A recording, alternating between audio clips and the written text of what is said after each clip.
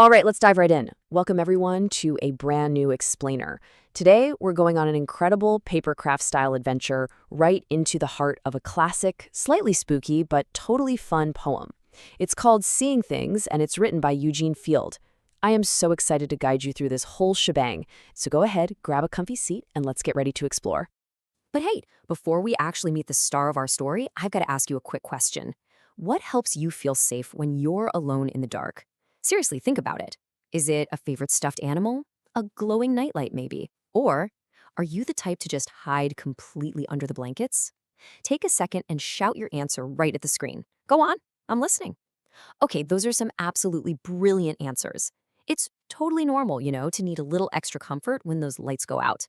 Now let's meet the kid in our poem. I'm going to put on my absolute toughest, spunkiest voice for this guy, because at the beginning of our story, he claims he isn't afraid of anything. He says he ain't afraid of snakes, or toads, or bugs, or worms, or even mice. I mean, this kid is totally fearless, just swaggering around, completely unbothered by the creepy crawlies that would make most of us jump out of our skin. And this just perfectly captures how brave he really thinks he is. Listen to this line from the poem. And things that you are scared of, I think are awful nice. Just look at that supreme confidence. He's a real tough guy, boasting about his bravery all day long. He is literally inviting the monsters to come hang out. But, well, what happens when playtime is over and it's time to actually go to bed? So when the sun goes down, the whole energy in the house totally changes. Listen to how calm and cozy this sounds.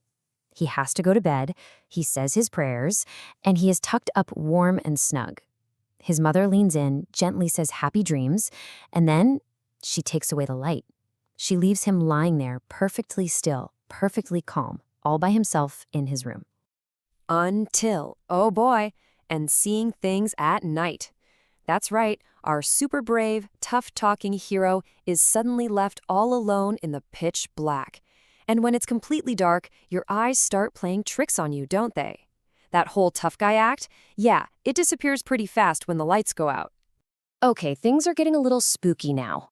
In the dark, he starts seeing things, the creeping shadows. Sometimes these spooky shadows are lurking right in the corner. Sometimes they're waiting by the door. Sometimes they're standing smack in the middle of the floor. And they're walking around so softly and so creepy-like, tiptoeing around his bed, never making a single sound. Imagine a giant, shadowy, ghost-like figure looming over him. Honestly, no wonder he wants to hide under his blanket. The poem then wraps up by talking about what these creepy things actually look like. And sometimes they are as black as ink, and other times they're white. But the color ain't no different when you see things at night. Eugene Field is telling us a pretty funny truth here. When it's totally dark in your room, your eyes literally can't see colors properly. So whether a shadow is pitch black or ghostly white, they all look exactly the same, and they all look pretty spooky. So what's the big secret behind our spooky story? It comes down to two things: courage and imagination. Those giant shadows walking around, they aren't real monsters. No way. They are just the boy's amazing, super powerful imagination running totally wild in the dark. And it takes real courage to realize that, to pull the covers down and face those silly shadows with a smile. All right, team, let's speed things up a bit. It's time to collect some vocabulary power-ups from the poem. Let's power right through these. First up, awful. Now, in our everyday world, awful just means very bad or unpleasant. Like an awful monster, a really awful smell, or an awful storm outside. Next power-up, snug. This is such a great word. It means warm and comfortable. Remember when our tough guy was tucked into bed? He was feeling very snug, wrapped up in his blankets right before his mom turned off the lights. And our very last vocabulary power-up for this round is softly. This means gently or slowly. Imagine whispering, just like those creepy shadows tiptoeing softly around the room so they never make a sound. You really have to be quiet and gentle to move softly. Okay, everybody, grab your invisible detective hats. It's time to solve some comprehension mysteries using clues from the text. Mystery number 1. Who do you think the speaker in the poem is? A boy or a girl? Now, the actual words of the poem don't explicitly tell us their gender, do they? But if we think back to the illustration from the very beginning of the explainer, we can deduce our speaker is a young boy hiding under his blanket. On to mystery number 2. Let's see just how good your memory is. What are the many things the poet is not afraid of? Shout them out if you remember the list from the beginning of the poem. Yes, snakes, toads, bugs, worms, and mice. He was so brave about all those creepy crawly things when it was daytime. Here's our next clue to crack. Why do all colors seem the same at night? I want you to really think critically about this one. Why did he say the color ain't no different? Well, it's because when the mother takes away the light, it gets so dark that our human eyes literally can't process colors anymore. Everything just looks like a dark silhouette or a pale shape. Without light, all those colors just fade right into the darkness. And for our final detective question, how did the poet feel after his mother left in the night? Well, his emotions totally flip-flopped, didn't they? He went from feeling, pretty brave and warm and snug to being absolutely spooked.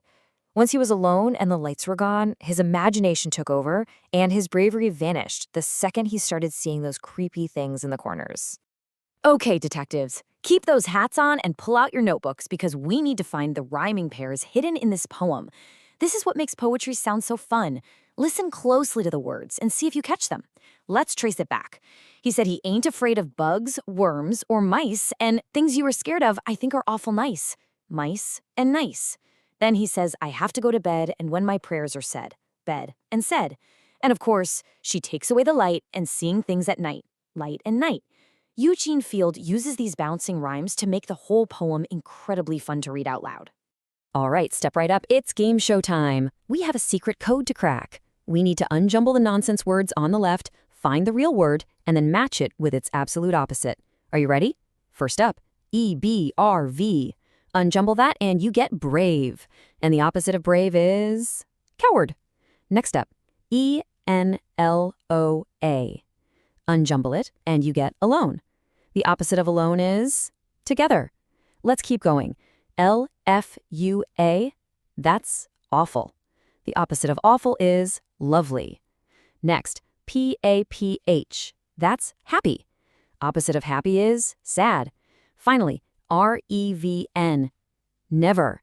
And the opposite of never is always. Wow, you guys absolutely crushed that challenge. And just like that, we're at the end of our adventure today. But I have one last very important question for you to think about. Next time you're lying in bed and you start seeing things in the dark, will you use your courage and your imagination? Remember our brave little poet. The dark might play tricks on your eyes, and those shadows might look like giants, but you have the brain power to know they aren't real, and you've got the bravery to conquer those silly shadows anytime. Thank you so much for joining me on this explainer. Stay brave, keep using that amazing imagination, and I'll catch you on the next one.